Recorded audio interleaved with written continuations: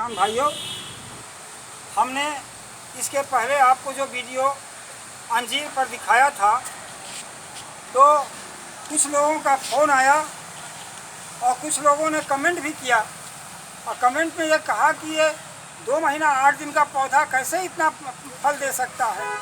लेकिन मैं झूठ नहीं बोल रहा हूँ।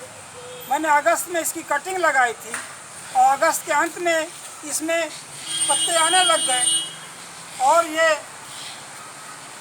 तब से ये 2 महीने पूरा अगर देखा जाए तो पूरा 2 महीना 9 दिन 8 दिन हो रहा है। आज 9 दिन हो रहा है। तो ये लगाने के पहले ही देखिए, अभी आपको देख रहे हैं कि इसमें अभी ये कल्ले निकल रहे हैं और कल्ले निकलने के बाद अभी इसमें पत्ती आई नहीं है लेकिन फल आ गया। तो इसके औषधि गुणों के कारण आज ये देश नहीं दुनिया में ये काफ़ी पॉपुलर हुआ है।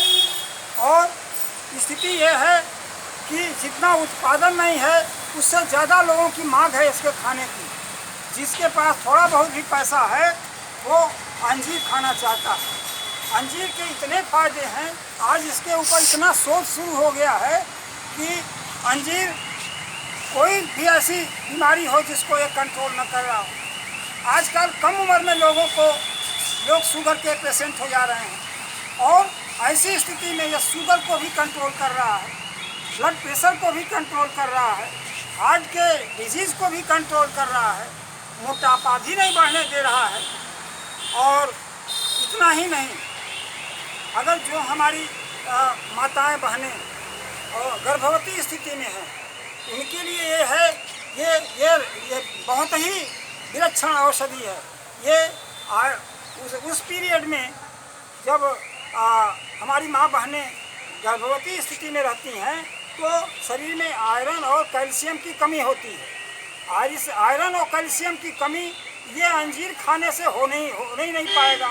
अगर सुबह शाम वो महिला जो गर्भवती है और अंजीर खाती है तो उसको आयरन की और कैल्शियम की न तो उसको कमी होगी न उसके बच्चे को कमी होगी। ऐसी स्थिति में दूसरी बात, ये पाचन तंत्र को इतना मजबूत करता है कि पाचन संबंधी, लीवर संबंधी कोई बीमारी भी नहीं होने देता।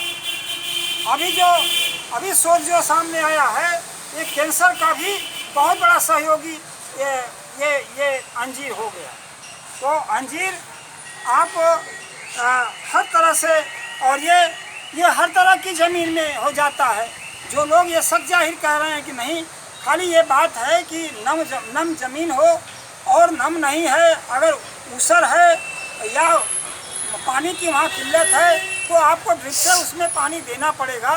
लेकिन नम हो ज़मीन और पानी निकास के जो संसाधन हो, ऐसे जगहों पर अगर आप अंजीर लगाते हैं, सफल है। ये 50 वर्ष तक पौधा चलेगा और इसमें कोई खतरा नहीं होने वाला है।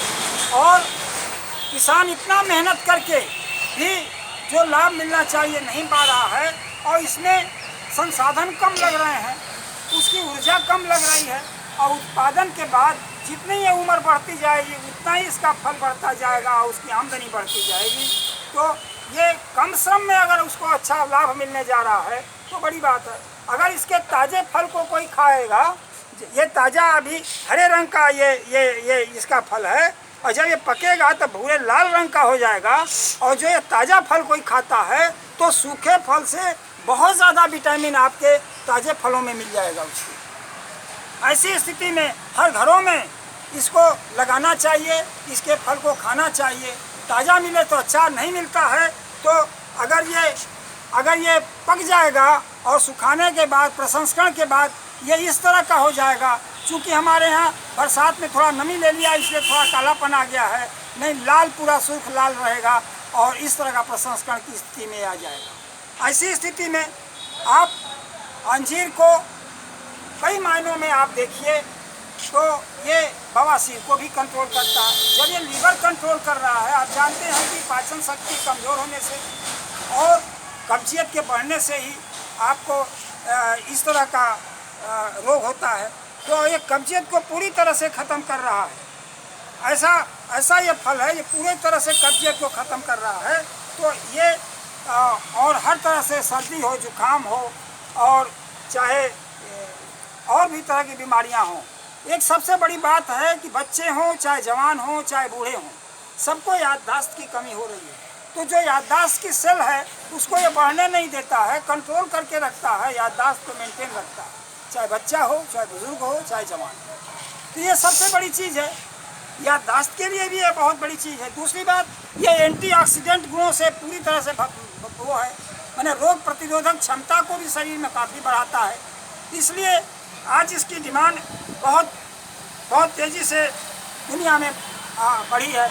ये त्वचा और बालों को भी कंट्रोल करता है। अगर आपके चेहरे पर कोई खिल मुहासे भी आते हैं तो दूध में इसके ये जो फल हैं इसको अच्छी तरह से पेस्ट बना करके अगर चेहरे पर लगा लिया जाए तो चेहरे के जो त्वचा है उसकी ओरिजिनल त्वचा को भी ये बाहर करता है। तो त्वचा संबंधी जितनी बीमारियां हैं उस पर भी ये कंट्रोल करता है। और इसमें इतने तरह के विटामिन हैं, vitamin A, vitamin E, vitamin के, विटामिन सी, इतने तरह के हैं, पोटेशियम, मैग्नीशियम, आयरन, जिंक प्रचुर मात्रा में है। इसलिए यह बेमिसाल है, बेजोड़ है और दिव्य है और अत्यंत गुणकारी ये पौधा है।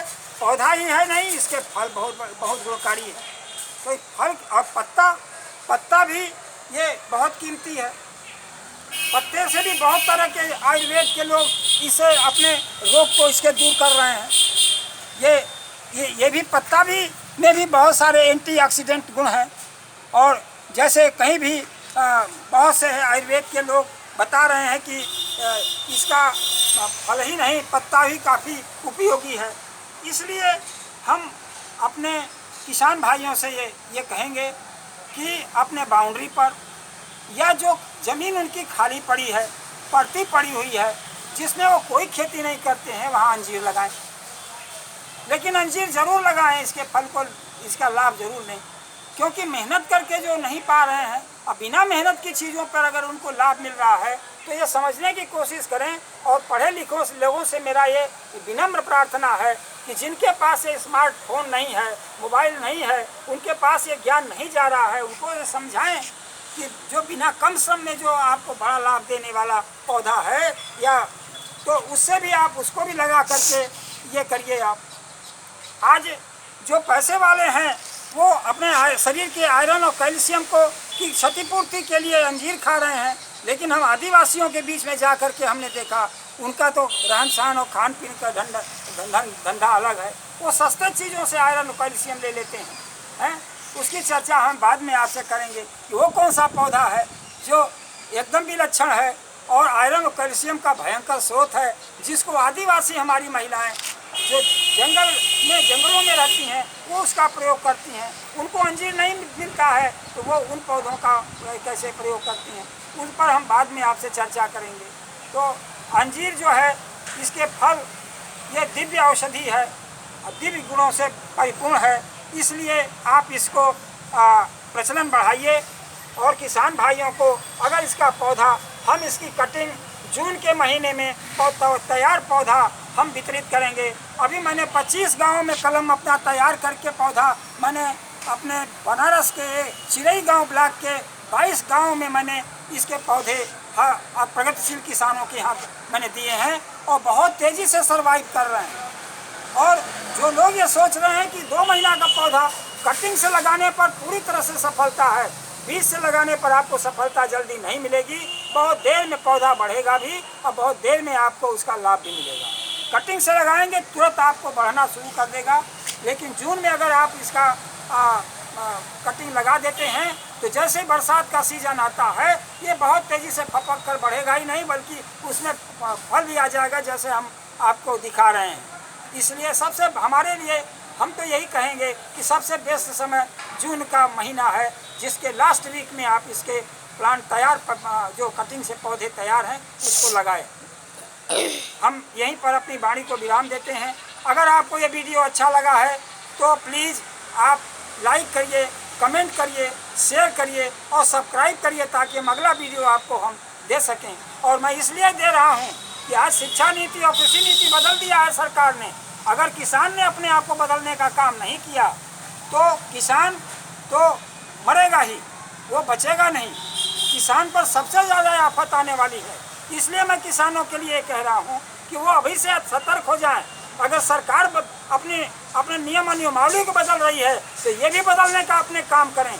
और ये इनके पास ज़मीन नहीं है, जिस मिट्टी को आप मिट्टी कहते हैं वो मिट्टी नहीं है, ज़मीन नहीं है, एक फैक्ट्री है जिसमें हज़ारों तरह के आप उद्योग उससे बना सकते हैं, लगा सकते हैं। हम इस पर चर्चा अभी बाद में करेंगे।